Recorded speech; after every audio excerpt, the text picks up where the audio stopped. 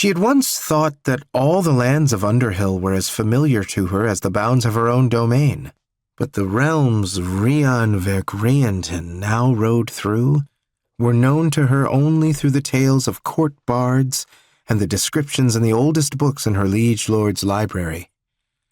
She was certain of only one thing about them. If she were caught here, she would be slain outright, without the privilege of fair combat, of trial, of challenge. These were the realms of the great enemy, and Rhiann slunk through them as a thief in the night, her every breath a prayer to Danu that her passage would go unnoticed. Each gate she managed to pass unchallenged was both a gift and a curse, for even as it sped her on her journey, it meant that Yahiel had gone before her, deeper into peril, though he had as yet no more than a child's magic to call upon. Yahiel.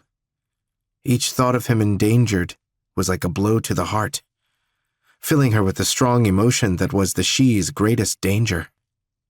But she had accepted the gesh willingly.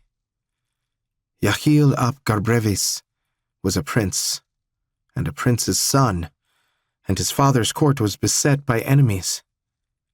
That much she had known from the moment he had been given into her hands at his naming, she to be mother and father to him both, for his lady mother was untimely slain in the Chaos Lands defending their realm, and the Lord Prince his father had no time for mewling infants. As the boy had grown toward adulthood, she had faced the day when she must give up some of his care to those others who had stood up at his naming, those who would teach him the arts of war, of sorcery, of music, and of torture. Those arts would make him strong. He would have less need of her strong arm to protect him, and that was good. She could look to the day when she could seek healing for the bond that had grown up between them, for passions so intense were not meant to be among their kind. When Yahiel was an adult, and the term of her oath was run, she would seek, as she was bound to, a court far from this, so that the memory of him would fade into simple friendship, nothing more.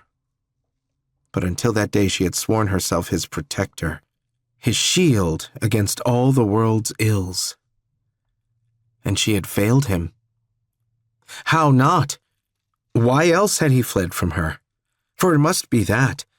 No enemy could penetrate his father's court, subvert Prince Gabrevi's mages and knights to carry off the young prince.